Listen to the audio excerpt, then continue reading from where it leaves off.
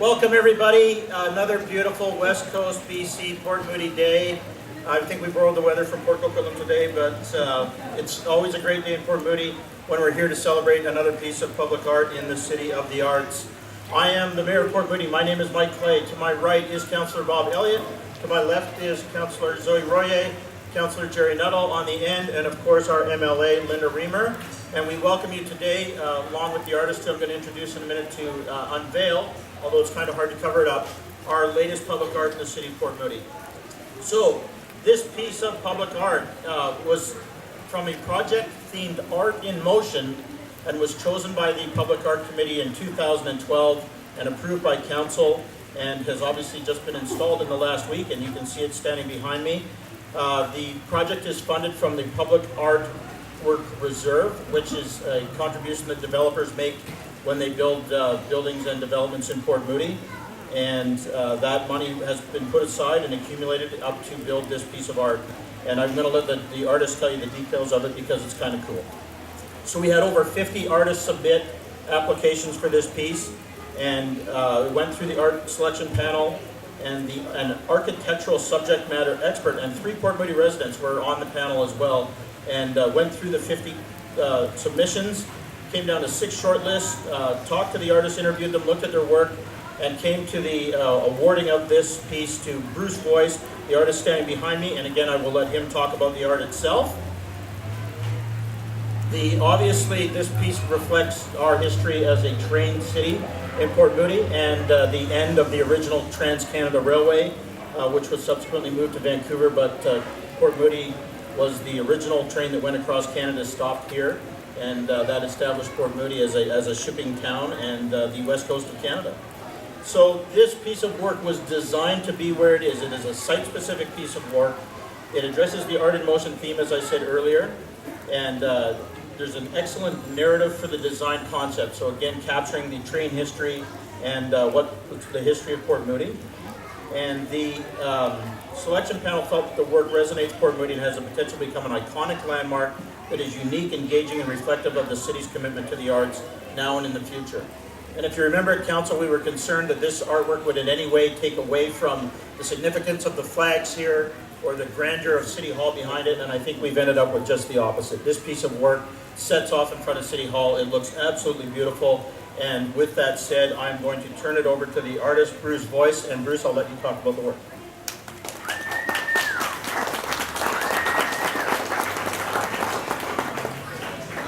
Thank you, Your Worship, Mayor, and thank you all for being part of this celebration.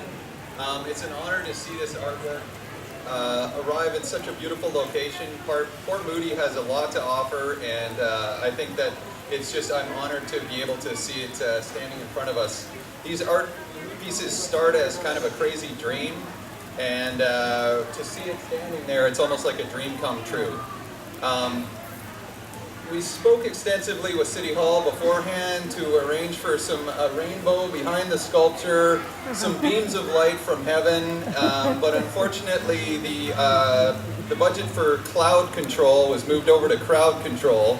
There was some kind of typo in the computer, so you'll have to, I apologize for the weather, we can't do anything about that now, but there's lots of firefighters here if anything gets out of hand. So, I want to speak a little bit about the inspiration for the artwork, and clearly the location here was a big starting point. I looked at the Google Maps from above, and this whole building looks kind of like a coliseum, and the empty space that was in front of us there appears to be a theater stage in my mind. And in thinking about that, what if there was a story of Port Moody, what would the theater set look like? What elements would be in that story of Port Moody? Certainly nature is an important element in the story of Port Moody, and if you read the newspapers, there's bears in people's backyards and cougars in the trees and deer wandering down the street. So it's important to have some sort of animal wandering through the artwork.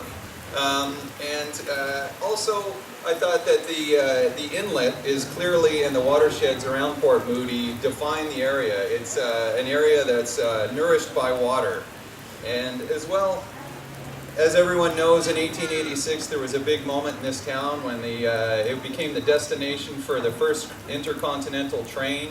And Port Moody experienced this massive growth and change and a sense of possibilities. And now we see that the Sky Train's arriving, and once again, Port Moody is becoming ready for some change, and and this artwork speaks of all these things.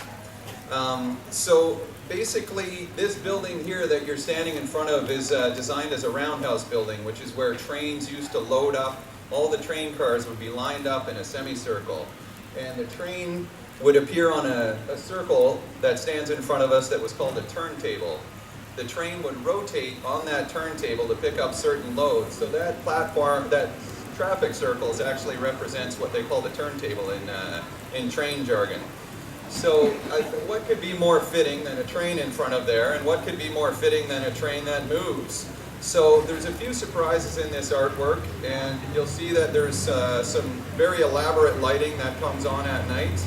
And as well, the artwork's interactive. So similar to a theater, it's not complete without the people. This artwork is made complete by all of you. So I encourage everyone here to take part, have fun with the sculpture. It's there for you, it's yours, enjoy it, don't climb on it. But it's there to have fun with. And really, artwork like this, it's about changing a passing moment into something mysterious and beautiful. So this is the type of interactive artwork that brings people together. Now we can see the story that was hidden, and I can't think of a place that's more filled with awesomeness than Port Moody, so I think this sculpture fits perfectly here. I'd like to give thanks to a few people here who certainly this project would not have been possible without. So there's a few people really important to making this happen. I'd like to first thank Kristen Tracy, who's the Public Art Coordinator for the City of Port Moody, wearing the safety vest over there. Kristen helped me to wade through all the bureaucratic nonsense and paperwork that's involved with setting something up right in front of City Hall. And she's a big supporter of the arts and has patience that someday maybe I'll know, but she had a lot of understanding about this type of project. So I'd also like to thank Dylan Cole, who's in the back there wearing a welding jacket, and he clearly came from work, and he was instrumental in doing some of the structural welding and getting the project started. There's basically, this whole sculpture was made by hand. There's no big machine that makes these things. And there's a man here, Daniel Stratton, who took a little model that I made and designed the mechanical elements, and he created all the solar elements that went with that, and he basically worked hard up until like 2, 3 in the morning some nights to get this thing ready on time. And it was a big adventure for all of us, but for him, he gets a real big credit here, because this is the guy that made this thing big. So there's one other person who can't be here today who was an important figure in making this artwork. And his name is Matthew Beaton, and he's the person who did the computer programming, because those lights in that sculpture, they're programmed by solar panels on the top. There's batteries. The batteries need computers to monitor them. They send electricity to the controls that change the lighting. You'll see the lighting changes colors and changes. It's quite beautiful at night. I encourage you to come by and check it out at night. And there's some other people who aren't here, and that's my family. Unfortunately, they're not here right now, but I got to thank them for all their patience and putting up with all this crazy dreaming. And so I'm going to just leave it at that, and I'm not sure if now is the time, but we're going to have a little bit of unveiling. So thank you.